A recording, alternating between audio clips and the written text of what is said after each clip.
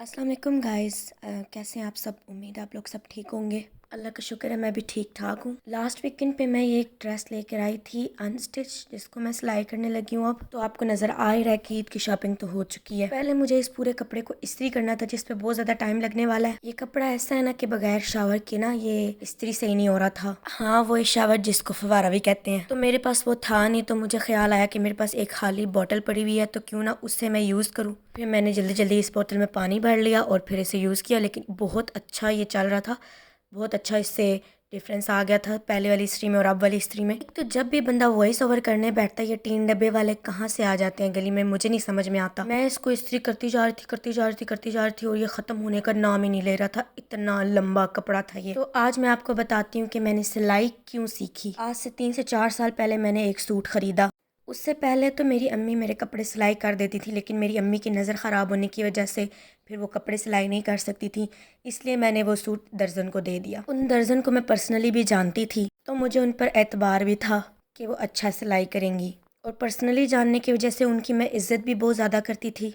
जब उन्होंने मेरा ड्रेस सिलाई किया तो मुझे वो बिल्कुल भी पसंद नहीं आया। सिला तो बिल्कुल वैसे ही था जैसे मैंने कहा था, लेकिन उसमें सफाई बराए नाम भी नहीं थी। जब उन्होंने मुझे वो ड्रेस दिया, उनके सामने मेरी शक्ल देखने वाली थी। अजीबोगरीब मेरी शक्लें बन रही थी, लेकिन फेस पे स्माइल बरकरार। उस टाइम मुझे सिलाई बराए नाम भी नहीं आती थी कि मैं बाद में खुद ही वो सही कर लेती ड्रेस, लेकिन फिर मैंने उनको कुछ भी नहीं कहा और चुप करके अपने कपड़े लेके वापस आ गई। घर आके मैंने खूब शोर मचाया कि मेरा ड्रेस ख़राब हो गया, अब मैं क्या करूँ।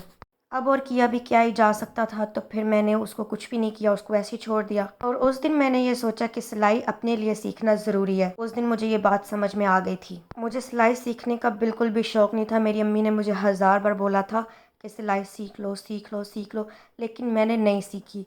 उस दिन के बाद फिर मैंने अहद कर लिया कि मैं ज़रूर सीखूंगी। और ऐसा नहीं है कि मैंने सिलाई सीखने के लिए कोई स्पेशल टाइम निकाला या कहीं सीखने के लिए गई। जब भी मुझे अपना कोई ड्रेस सिलाई करना होता था, बेशक वो ख़राब भी सिल जाता मुझसे, लेकिन मैं खुद ही सिलाई करती थी। एक आध बार तो इतनी गंदी सिलाई की मैंने कि मेरा दिल चढ़ गया सिलाई करने से, लेकिन फिर भी मैंने कंटिन्यू किया इस चीज़ को, और आज माशाल्लाह से अपने ईद के कपड़े भी खुद सिलाई कर रही हूँ। मेरी एक दोस्त मुझे कहती थी कि तुम हरफन मौला हो। बहुत से ऐसे काम थे जो उसको मुश्किल लगते थे और मैं कर लेती थी, शायद इसलिए। लेकिन मैं सोचती थी कि जिसको सिलाई नहीं आती उसको कुछ भी नहीं आता उस वक्त। आज जब मुझे सिलाई आती है तो मुझे उसकी बात अचानक याद आ गई। इंसान को हिम्मत नहीं हारनी चाहिए, इंसान कुछ भी कर सकता है दुनिया में। यहाँ कोई भी ऐसा काम नहीं है जो नामुमकिन हो। आज मैं जब भी वीडियो अपलोड करती हूँ तो ये सोचती हूँ कि शायद ये वीडियो वायरल हो जाए। कल मैं शायद अपने इस वक्त को याद कर रही हूँ और मेरी वीडियोस काफ़ी अच्छी जा रही हूँ। कौन जानता है कि कल क्या हो जाए। अल्लाह ताला ने भी कहा है कि मेहनत करोगे तो उसका फल ज़रूर मिलेगा। मेहनत मैं करती जा रही हूँ, यहाँ पे इस्त्री करती जा रही हूँ करती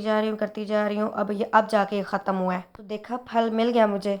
ऑफिस के काम के बाद मेरे पास इतना टाइम नहीं होता और मेरे में इतनी हिम्मत नहीं होती कि मैं कोई और काम कर लूँ, लेकिन उसके बावजूद मैंने सोचा कि मैंने कपड़े तो सिलाई करने हैं।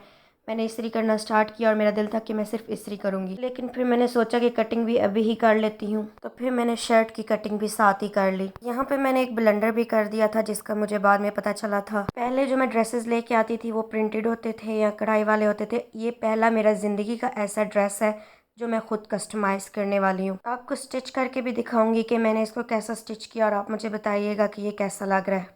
घर वाले भी मेरे पीछे लगे रहते हैं कि मैं उनको कोई सूट सिलाई कर दूं। कभी कोई स्टिचिंग के लिए आ जाता है, कभी कोई स्टिचिंग के लिए आ जाता है, लेकिन मेरा बिल्कुल टाइम नहीं होता कि मैं किसी को भी कोई स्टिच करके दे दूं। बाय गॉड, काम करते हुए वीडियो बनाना बिल्कुल भी आसान काम नहीं है। पता नहीं ये व्लॉग्स कैसे बना लेते हैं, मुझे तो समझ में भी नहीं आता, लेकिन यकीन माने ये बहुत बहुत बहुत मुश्किल काम है। और ऊपर से आजकल लोड शेडिंग इतनी हो रही है, जब देखो लाइट गई होती है, जब देखो लाइट गई होती है। हमारे घर के सामने एक स्कूल है, जिन्होंने जब लाइट जाती है तो उन्होंने जनरेटर लगाना होता है, और जब तक लाइट नहीं आती उस जनरेटर को हमें बर्दाश्त करना होता है।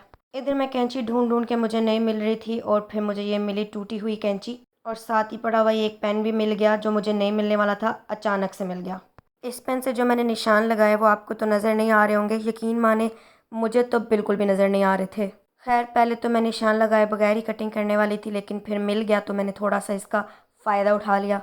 कमीज़ की कटिंग करने के बाद मुझे में बिल्कुल भी हिम्मत नहीं थी कि मैं अब ट्राउज़र की भी कटिंग करूं, इसलिए मैंने सिर्फ कमीज़ की कटिंग की थी।